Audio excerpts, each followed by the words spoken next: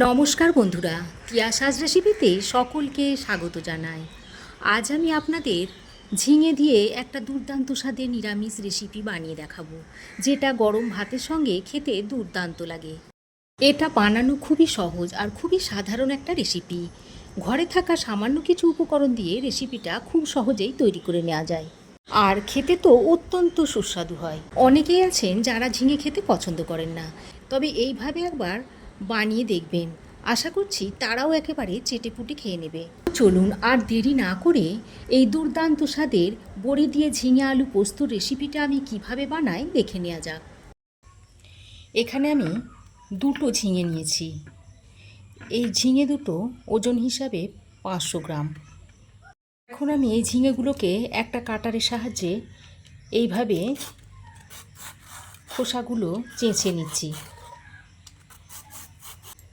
আমি এইভাবে কাটার দিয়ে চেঁচে নিচ্ছি, আপনারা চাইলে বটি দিয়েও কেটে নিতে পারেন। যার যাতে সুবিধা হবে সেই মতো কেটে নেবেন।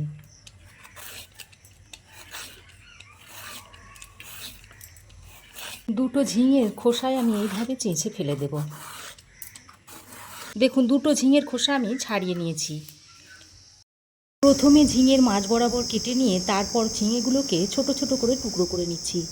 বন্ধুরা, ঝিঙে রেসিপি তো আপনারা অনেকভাবেই খেয়েছেন, এইভাবে একবার বানিয়ে খেয়ে দেখবেন। আজ আমি ঝিঙে রেসিপিটা যেভাবে আপনাদের বানিয়ে দেখাবো, আশা করছি আপনাদের সকলেরই পছন্দ হবে। তো দেখুন, ঝিঙেগুলোকে আমি এইভাবে ছোট ছোট টুকরো করে কেটে নিয়েছি। দেখুন, সমস্ত ঝিঙে আমার কাটা হয়ে গেছে। এবার ঝিঙেগুলো কাটার পর একটা প্লেটের মধ্যে তুলে নিচ্ছি। ঝিঙেগুলো কেটে নেওয়ার পর আমি ঝিঙেগুলোকে পরিষ্কার করে ধুয়ে নিয়েছি। এবার রান্নাটা করার জন্য কড়াই গরম করে দিয়ে দিচ্ছি 1 চামচ মতো সর্ষের তেল। তেল ভালোভাবে গরম হয়ে এলে তেলটাকে কড়াইয়ের মধ্যে স্প্রেড করে দিচ্ছি। এবার কিছু ছোট সাইজের বড়ি নিয়েছি, এই বড়িগুলো তেলের মধ্যে দিয়ে দিচ্ছি। আপনাদের কাছে যদি বড় বড়ি থাকে তাহলে সেটাকে ভেঙে দিয়ে দেবেন। এবার হাই হিটে বড়িগুলোকে একটু লালচে করে ভেজে নিচ্ছি। দেখুন, বড়ি ভাজা হয়ে গেছে, বড়িগুলোকে এবার তুলে নিচ্ছি।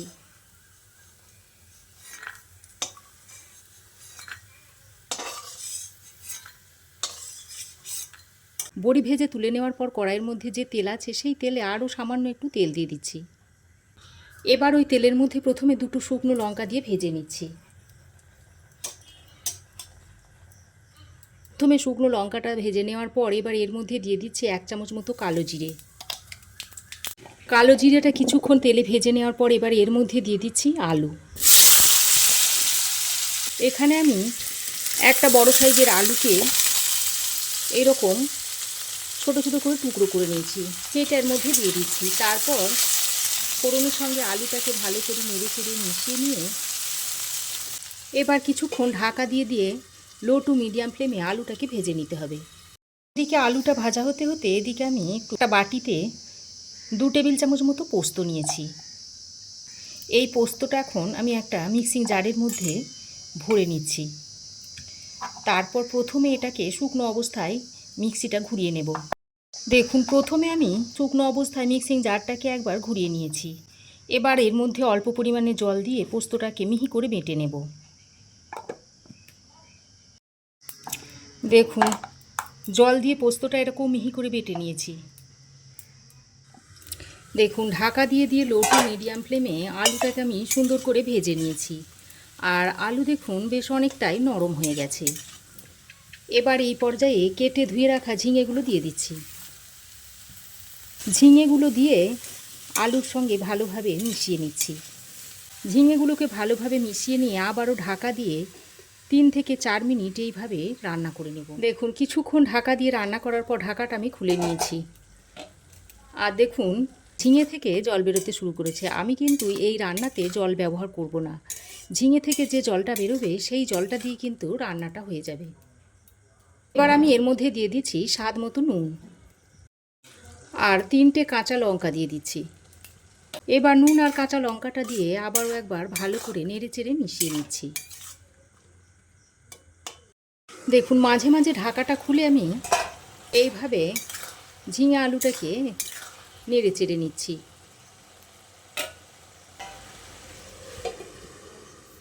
দেখুন, লো টু মিডিয়াম ফ্লেমে ঢাকা দিয়ে 3-4 মিনিট রান্না করে নিয়েছি। এবার আমি বেটে রাখা পোস্তটা এর মধ্যে দিয়ে দিচ্ছি। আর পোস্তর বাটিটা ধুয়ে জলও একটু দিয়ে দিচ্ছি। তারপর ভালোভাবে নেড়ে চেড়ে মিশিয়ে নিচ্ছি। ভাজার সময় আলুগুলো আমি অর্ধেক সেদ্ধ করে নিয়েছিলাম, আর এখন ঝিঙের সাথে আলুগুলো বেশ পুরোপুরি সেদ্ধ হয়ে গেছে, আর ঝিঙেও খুব ভালোভাবে সেদ্ধ হয়ে গেছে। এবার দিয়ে দিচ্ছি ভেজে রাখা বড়িগুলো। ভাজা বড়িটা দিয়ে ঝিঙের সঙ্গে ভালো করে নেড়ে চেড়ে মিশিয়ে নিচ্ছি। ভালো করে নেড়ে চেড়ে মিশিয়ে নিয়ে আবারও 2 থেকে 3 মিনিট এইভাবে রান্না করে নিতে হবে। দেখুন, আরও 2 মিনিট ভালো করে নেড়ে চেড়ে ঝিঙে আলু পোস্তটাকে রান্না করে নিয়েছি। আর দেখুন, ঝিঙে পোস্তটা এখন সার্ভ করার জন্য একেবারেই রেডি হয়ে গেছে। আর এরকম একটু মাখো মাখোই হবে। নামিয়ে নিলে জলটা আরও একটু টেনে যাবে। এবার অল্প একটু সর্ষের তেল, কাঁচা সর্ষের তেল উপর দিয়ে ছড়িয়ে দিলাম। তারপর কাঁচা সর্ষের তেলটা দিয়ে ঝিঙের সঙ্গে ভালো করে নেড়েচেড়ে মিশিয়ে নিলেই বড়ি দিয়ে নিরামিষ ঝিঙের রেসিপিটা সার্ভ করার জন্য একেবারেই রেডি হয়ে যাবে। একবার অন্তত বানিয়ে দেখবেন, এটা গরম গরম ভাতের সঙ্গে খেতে অসাধারণ লাগে। গ্যাসের ফ্লেম বন্ধ করে ঢাকা দিয়ে আরও 2-3 মিনিট স্ট্যান্ডিং টাইমে রাখার পর বড়ি দিয়ে ঝিঙে পোস্তর রেসিপিটা সার্ভ করে দেখাচ্ছি। আরও 2-3 মিনিট স্ট্যান্ডিং টাইমে রাখার পর বড়ি দিয়ে ঝিঙে পোস্তর রেসিপিটা আমি এখন একটা প্লেটের মধ্যে সার্ভ করে দিচ্ছি। আমার এই আজকের রেসিপি যদি আপনাদের ভালো লাগে তো একটা অবশ্যই কমেন্ট করে দেবেন, আর এভাবে একবার আপনারাও বাড়িতে ট্রাই করে দেখবেন। এবার আমি উপর দিয়ে একটা কাঁচা লঙ্কা সাজিয়ে সার্ভ করে দিচ্ছি। তো বন্ধুরা, আমার এই আজকের বড়ি দিয়ে ঝিঙে পোস্ত নিরামিষ রেসিপি আপনাদের কেমন লাগলো অবশ্যই একটা কমেন্ট করে জানাবেন। ভালো লাগলে একটা লাইক ও শেয়ার করবেন। পাশে থাকা বেল আইকনটাও অবশ্যই প্রেস করবেন। আর আমার চ্যানেলে নতুন বন্ধু হয়ে থাকলে প্লিজ চ্যানেলটা সাবস্ক্রাইব করার অনুরোধ রইল। আজ এ পর্যন্তই। আবার দেখা হবে নতুন কোনো রেসিপি নিয়ে নেক্সট এপিসোডে। সে পর্যন্ত ভালো থাকবেন, সুস্থ থাকবেন। ধন্যবাদ।